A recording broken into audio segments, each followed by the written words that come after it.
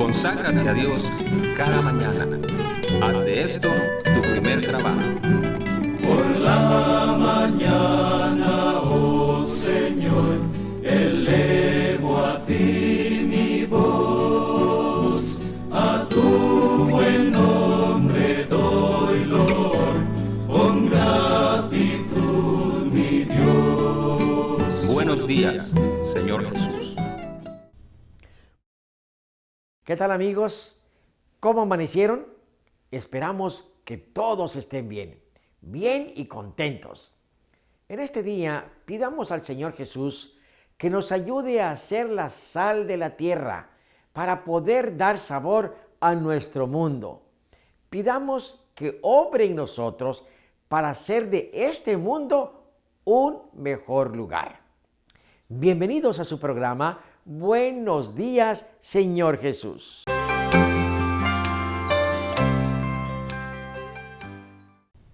Hola amigos, es un placer estar nuevamente con ustedes para analizar otro tema bíblico. En esta ocasión se titula Las influencias espirituales y la mente. Y el versículo clave se encuentra en 3 Juan capítulo 1, versículo 2 y dice así: Amado, yo deseo que tú seas prosperado en todas las cosas y que tengas salud, así como prospera tu alma.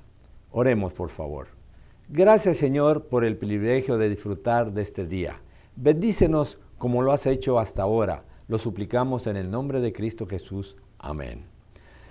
La religión personal es de suprema importancia. El apóstol San Juan escribió a un querido amigo el versículo clave de nuestro tema, y también en estos últimos días de este planeta nos envía los mismos deseos.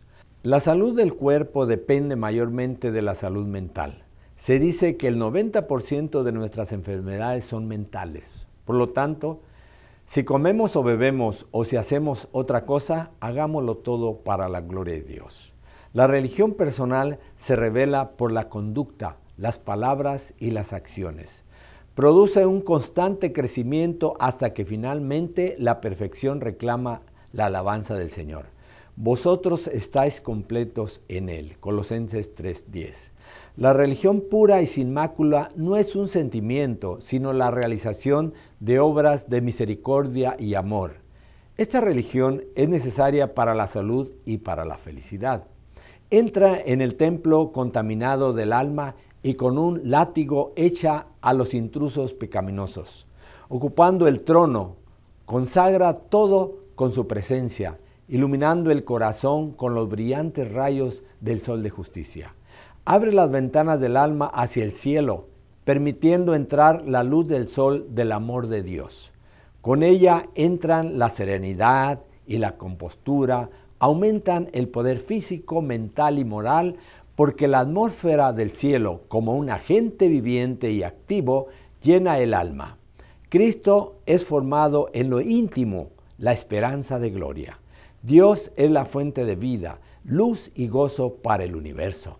Como los rayos de la luz del sol, como las corrientes de agua que brotan de un manantial vivo, las bendiciones descienden de Él a todas las criaturas. Y donde quiera que la vida de Dios esté en el corazón de los hombres, inundará a otros de amor y bendición. Todos los seres creados vivimos por la voluntad y el poder de Dios. No importa cuán capaces y talentosos seamos, no importa cuán grandes sean nuestras actitudes, recibimos, creámoslo o no, constantemente la vida de la fuente de toda vida. Él es el origen, la fuente de vida. Solo aquel que es el único que tiene la inmortalidad, que mora en luz y vida, podía decir: tengo poder para poner mi vida y tengo poder para volverla a tomar. Expulsado del cielo, Satanás estableció su reino en este mundo y desde entonces ha estado esforzándose incansablemente para seducir a los seres humanos y apartarlos de su lealtad a Dios. Usa el mismo poder que usó en el cielo, la influencia de la mente sobre la mente. Los hombres llegan a ser tentadores de sus semejantes, produciendo películas que enseñen a la gente a matar, a robar, a secuestrar, a golpear y herir, no tan solo con los pies y las manos, sino también con la lengua, a mentir, a drogarse, a fornicar y adulterar, a falsificar, etcétera, etcétera. De esta forma se acarician los fuertes y corrompidos sentimientos de Satanás, los cuales ejercen un poder persuasivo y poderoso sobre millones de mentes humanas. Bajo la influencia de estos sentimientos, los hombres se unen en organizaciones, confederaciones y sindicatos, en gremios y en sociedades secretas. Hay hoy en día en el mundo este tipo de agencias que Dios no tolerará por mucho más tiempo. Satanás tiende redes y trampas, como las trampas del cazador, todas preparadas para atrapar a las almas. Es su estudiado propósito que los hombres utilicen las facultades que Dios les ha dado para fines egoístas antes que emplearlas para glorificar a Dios. Dios quiere que los hombres se ocupen en una obra que les proporcionará paz y gozo y les producirá un provecho eterno. Pero Satanás desea que concentremos nuestros esfuerzos en aquellos que no aprovechan nada, en las cosas que perecen con el uso.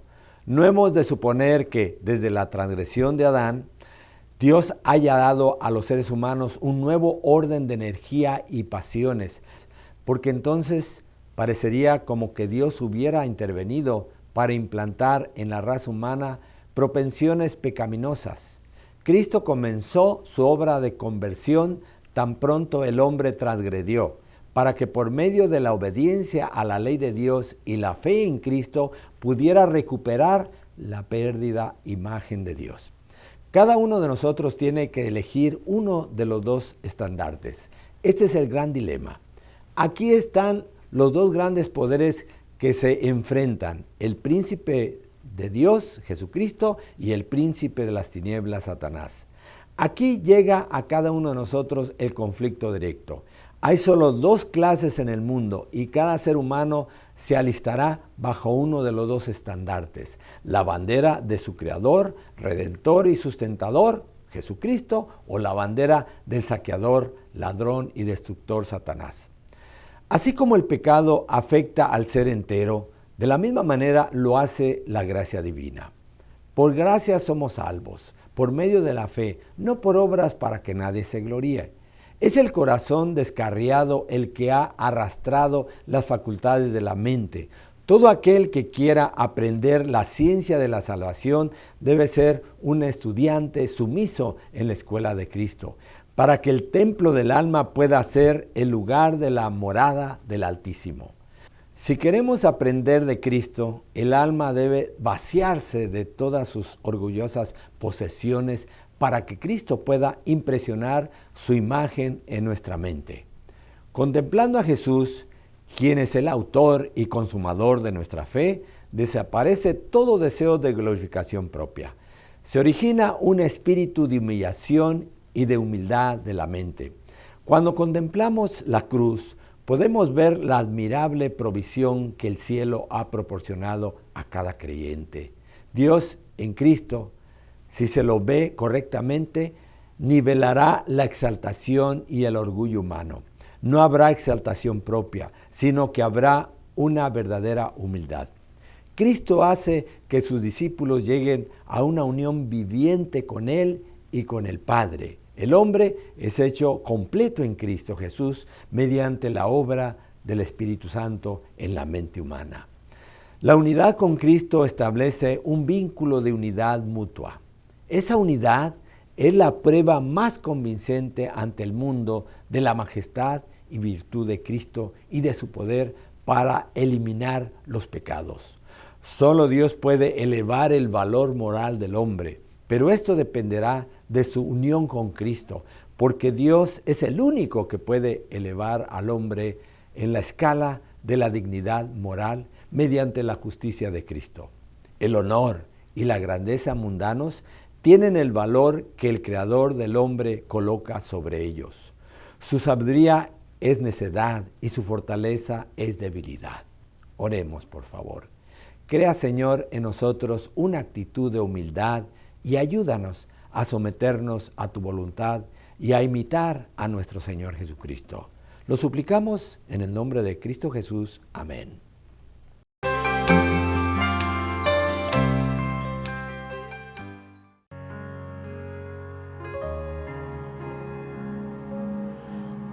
Cuando triste estoy y me embarga el dolor, Dios es fiel y está junto a mí. Cuando fuerzas no tengo y mi alma está triste, Dios es fiel y está junto a mí. Las promesas escritas son verdad.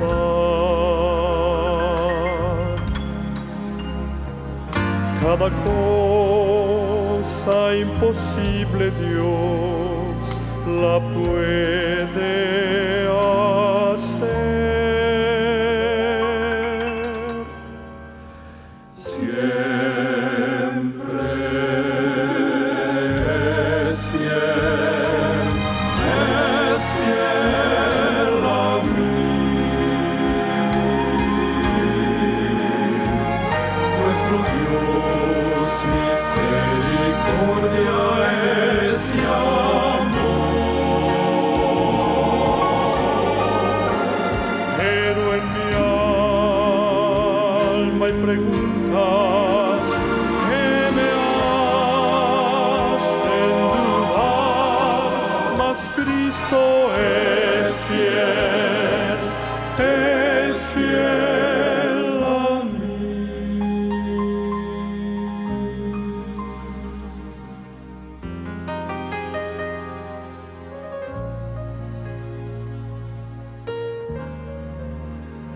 Hay momentos que yo no quiero orar, soy pecador.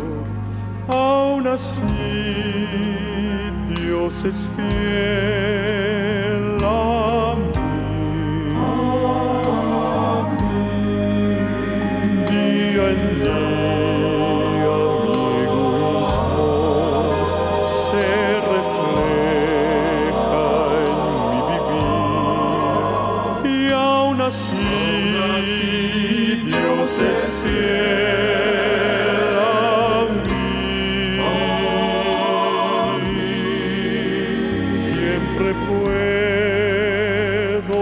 regresar a Él, pues sus brazos siempre abiertos esperan por mí.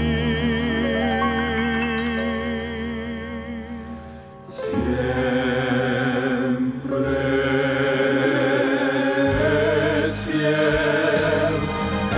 es fiel a mí. Nuestro Dios misericordia es y amor. Pero en mi alma hay preguntas que me hacen dudar, mas Cristo es fiel, es fiel, es fiel, es fiel. Pero en mi alma hay preguntas que me hacen dudar, mas Cristo es fiel, es fiel. En mi alma hay preguntas que me hacen dudar, mas Cristo es fiel a mí.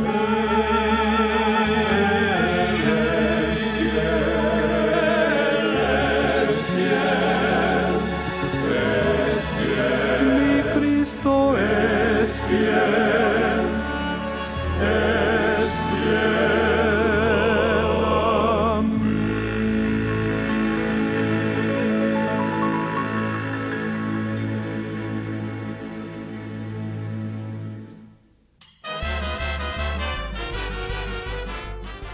Hola amiguitos, bienvenidos al Rincón Infantil de Buenos Días, Señor Jesús. Saludamos a todos los amiguitos que también nos están viendo desde la casa. Buen día, chicos. Hoy tengo una historia muy interesante para contarles. Sucedía que el pueblo de Israel, cuando vivían en la ciudad de Judá, se habían olvidado de Dios. Muchas veces pasaba esto con el pueblo de Israel. Ya no buscaban a Dios para orarle, no querían leer su palabra, no se interesaban por conocer las verdades que el Señor quería que ellos vivieran. Así es que hasta los reyes que gobernaban al pueblo de Dios se habían dedicado a adorar ídolos, habían construido altares para Baal, inclusive en los patios o alrededor del templo y en diferentes lugares de las ciudades habían levantado altares y se veían ídolos. El pueblo se había olvidado de Dios y Dios se estaba poniendo muy triste por esta razón. Cuando fue muerto el rey Amón, saben que sucedió una cosa muy increíble. El rey tenía un hijo, era un niño de 8 años, se llamaba Josías. Y tuvieron que ponerle la corona y hacerlo rey a Josías. ¿Se imaginan ustedes un niño de 8 años siendo rey de un pueblo? Pero este niñito amaba a Dios y quería obedecer la voluntad de Dios. Cuando él fue creciendo, mientras estaba reinando en su pueblo, cuando ya fue un poco más grande, se puso muy triste al ver que muchas personas no querían seguir al Señor ni buscaban a Dios. Se puso triste porque veía que en el templo todo estaba sucio, había basura por todas partes, nadie limpiaba, vigas del techo se habían roto. Y también se puso muy triste porque ya la gente no guardaba la fiesta de la Pascua, que esta fiesta les recordaba al pueblo de Dios las bendiciones que Dios había derramado sobre ellos cuando los sacó de la tierra de Egipto. Así que el rey pensó, voy a hacer algo, y mandó a llamar a todos sus sirvientes y dijo, vamos a empezar a construir, a limpiar y a ordenar y a reconstruir el templo. Así que quiero que lleves todo el oro y la plata del pueblo al templo para que el sumo sacerdote que se va a encargar de hacer las reparaciones pueda tener con qué pagar a las personas que trabajan. Y así fue como el siervo del rey fue al templo, allí se encontró con el sumo sacerdote y el sumo sacerdote le dijo, ¿a qué no sabes qué cosa? Encontré un libro que hacía mucho se había perdido y que ya no lo habíamos encontrado. Era el libro de la ley, que supuestamente debía estar guardado en el arca, cerca del arca, pero se había perdido. Por lo tanto, nadie lo leía ni consultaba con ese libro y así no sabían lo que Dios quería que ellos hicieran. El sumo sacerdote lo encontró, se lo dio al siervo y el siervo empezó a mirar el libro. Ese libro había sido escrito por Moisés.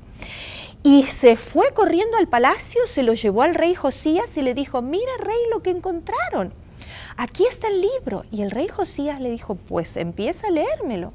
Y le empezó a leer todo lo que Dios quería que su pueblo hiciera. Y cómo iban a suceder cosas trágicas y no felices para ellos si no obedecían la voluntad de Dios. Entonces el rey se puso a pensar y dijo, bueno, mi pueblo no sigue a Dios, de tal manera que estos castigos van a caer sobre el pueblo y sobre mí también y sobre todos nosotros. Tenemos que hacer algo diferente. Entonces le dijo al siervo que llamara al profeta.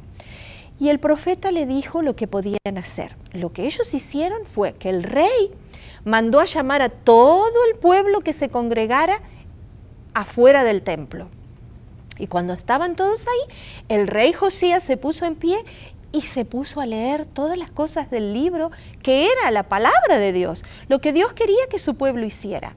Entonces, cuando terminaron de leer, él dijo, yo que soy el rey, quiero prometerle a Dios que voy a seguir su voluntad y voy a tratar de cumplir sus mandamientos. ¿Quién de todos ustedes, dijo, y se dirigió al pueblo, quién quiere hacer la misma promesa hoy conmigo? Entonces muchos del pueblo se pusieron en pie y dijeron, nosotros también queremos seguir a Dios y queremos cumplir sus mandamientos. Así que ¿saben lo primero que hicieron? El rey mismo, con sus ayudantes, algunos sacerdotes y mucha gente del pueblo, empezaron a derribar todos los altares a Baal que había en la ciudad, en los alrededores, quemaron los ídolos que encontraron y tiraron todo, de manera que limpiaron la ciudad, porque a partir de ese momento ellos querían adorar al verdadero Dios, que es nuestro Dios. Este rey también dijo que de ahora en adelante ellos iban a celebrar nuevamente la Pascua. La Pascua era una fiesta que les recordaba todas las bendiciones que Dios había derramado sobre su pueblo cuando los sacó de la tierra de Egipto, que estaban como esclavos.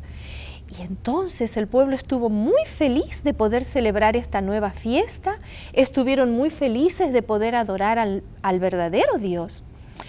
Y Dios derramó todas sus bendiciones sobre este pueblo y sobre este rey, que a pesar de haber sido un niño chiquito, como quizás muchos de ustedes, hay seguramente aquí y niños que nos están mirando en la casa que tienen 8 años. Imagínense que fueran presidente de la República.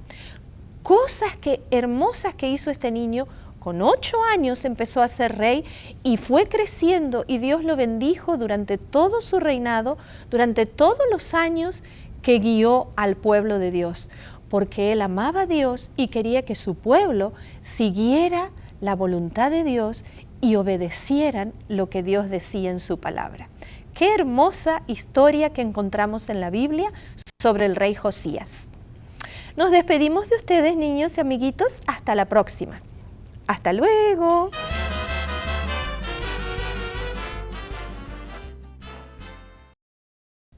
Después de la meditación de hoy, estoy seguro que nos sentimos agradecidos por haber sintonizado este programa. En pantalla se nos muestran los capítulos de la Biblia para leer el día de hoy. Si usted está siguiendo esta guía, terminará de leer la Biblia en un año. Les deseo un feliz día y les espero para la reflexión del día de mañana.